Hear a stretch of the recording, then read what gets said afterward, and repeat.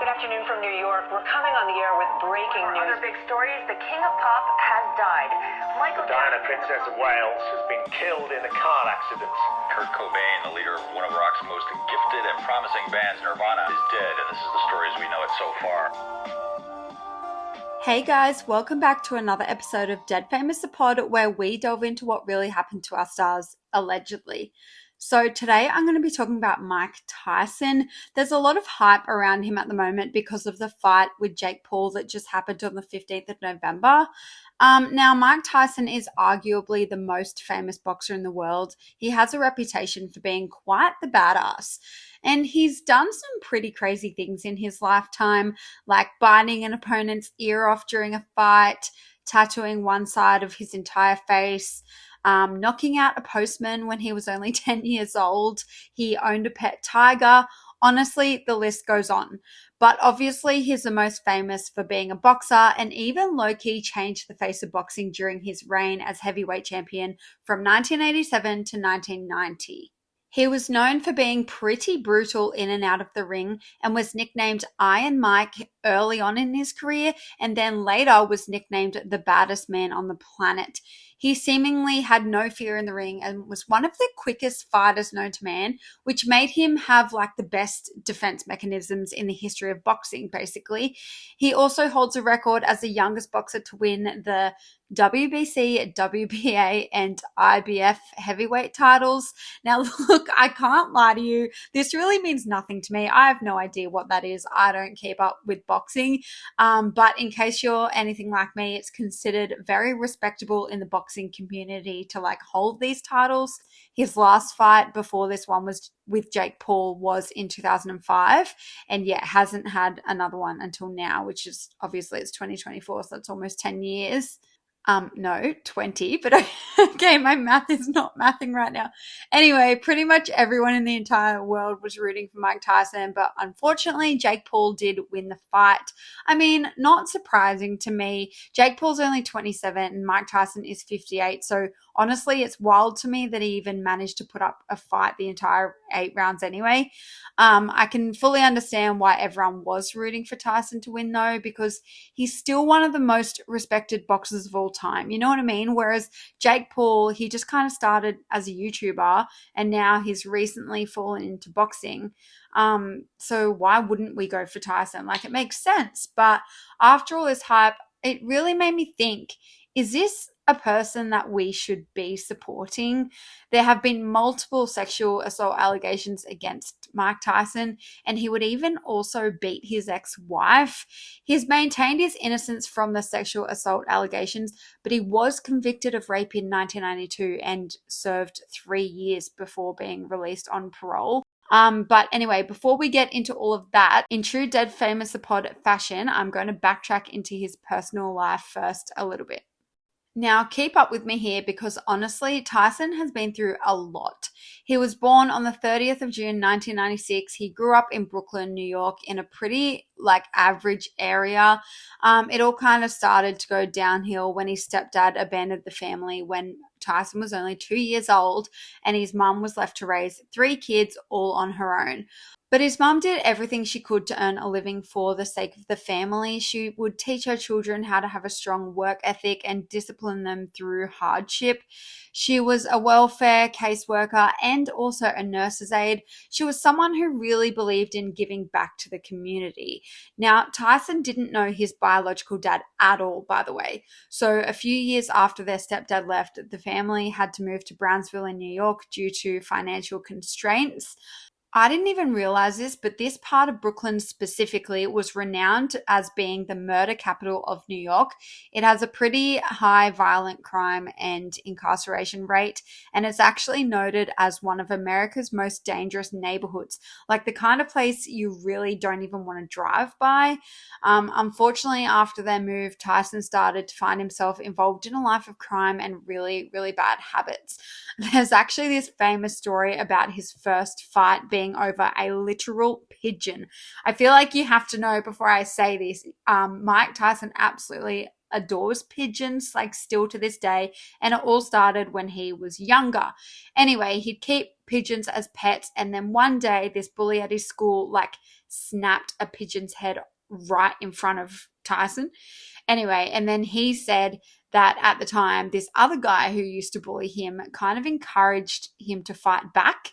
And so Mike Tyson did fight back, and apparently he was absolutely amazing, won the fight, and he's kind of never looked back, kind of just kept fighting from there. But on a sadder note about his childhood, unfortunately, Tyson has also expressed in a couple of interviews that he was molested as a child. There's not a whole heap of information about this because he says he doesn't like talking about it. Like, honestly, can't blame him.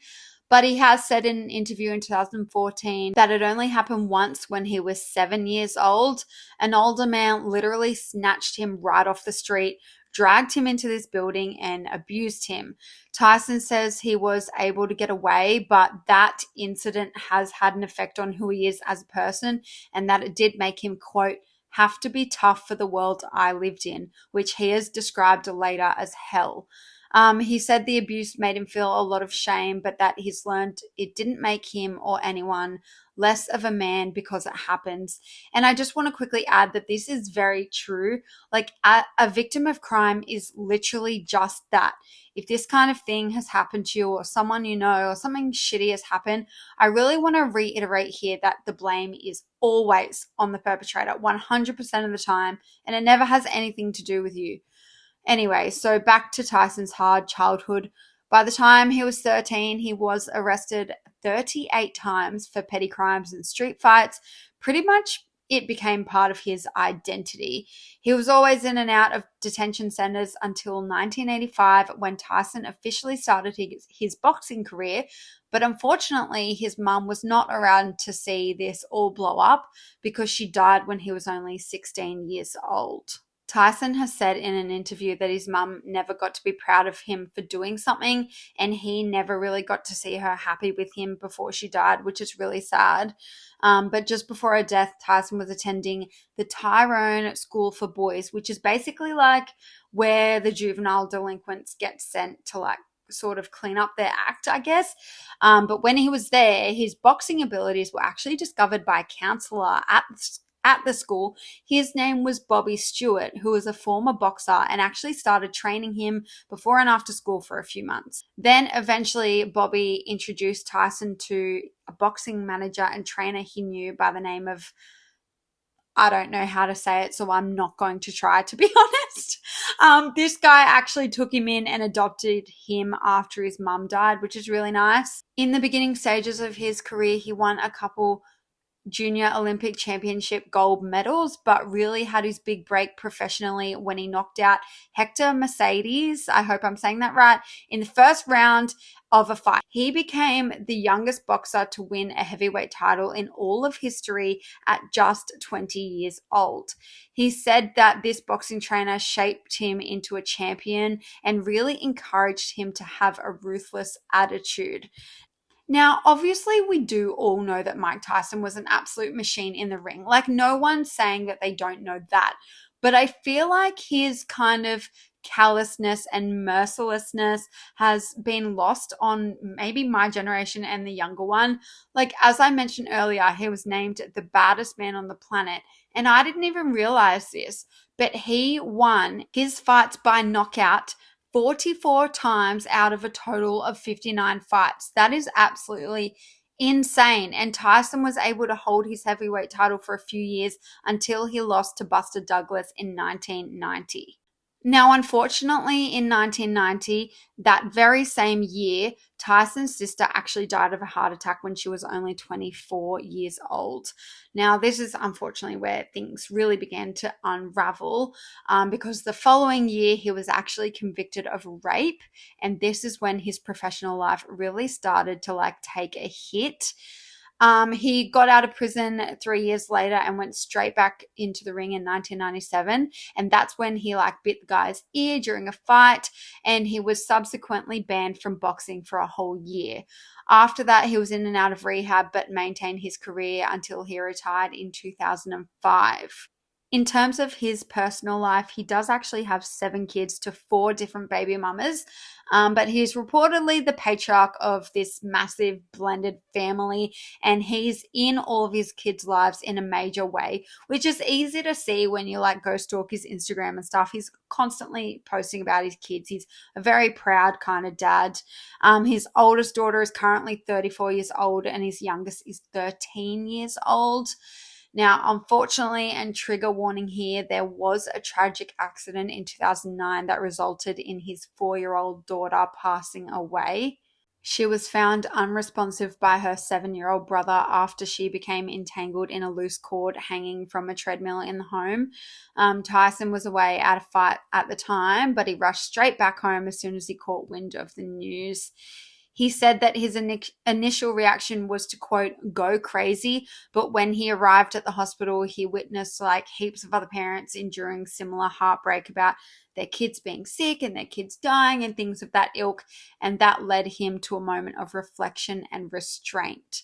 He also recently honored his late daughter during his recent fight with Jake Paul by wearing boxing shorts with her name stitched onto them. So I thought that was really beautiful and really nice. Obviously, like I said before, Tyson has unfortunately experienced a lot of pain, but he amounts this to the reason for his successful career. He has said that he was unfortunately suicidal at one stage, but he gives praise to a really weird thing, which is hallucinogenics, and he reckons that mushrooms, like magic mushrooms, have allegedly saved him. He even says that God told him to come out of retirement for the fight against Jake Paul while experiencing hallucinogenic effects after smoking toad venom. I didn't even know that was a thing. I feel like I'm so innocent, and I just want to put it out there that I'm not condoning this at all. I'm just merely reiterating what he said so that we can start to paint a picture of who Mike Tyson is. But another thing that we do need to get into in order to understand every part of him is his stint in jail, which he says were the best 3 years of his life.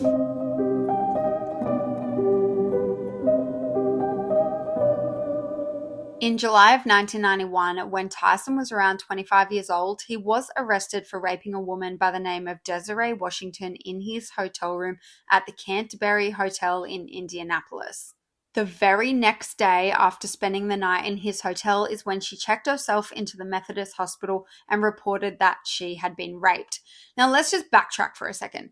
Desiree was allegedly in town for a beauty pageant. That's why she was there. And Mike Tyson was one of the many, many celebrities that were invited to the event.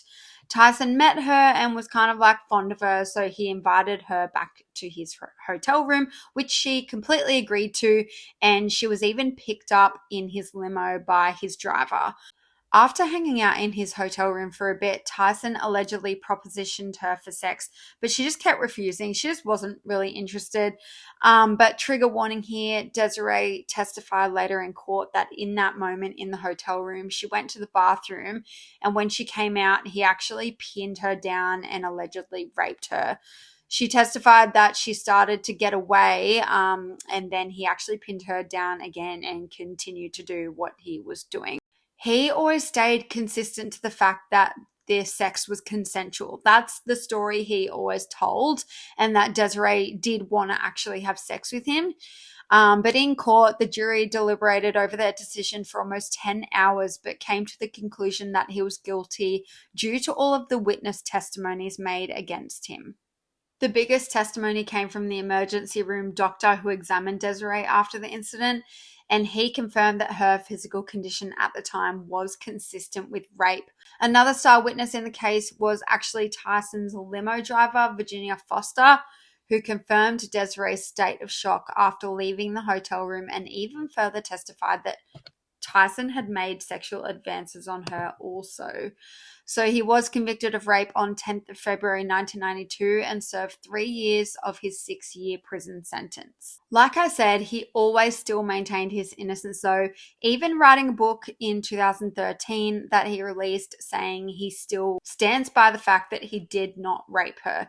He notes in the book that, quote, she knows it, God knows it, and the consequences of her actions are something that she's got to live with for the rest of her life.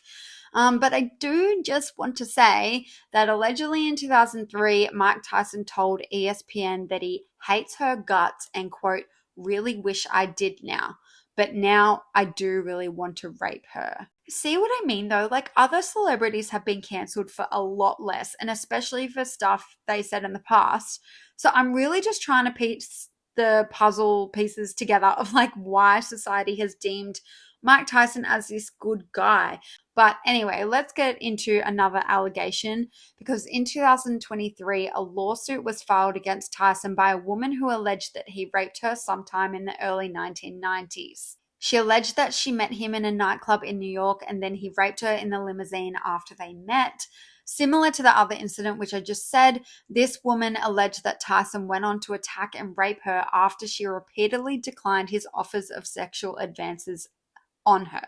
Now, this woman has decided to stay anonymous. I mean, can't really blame her.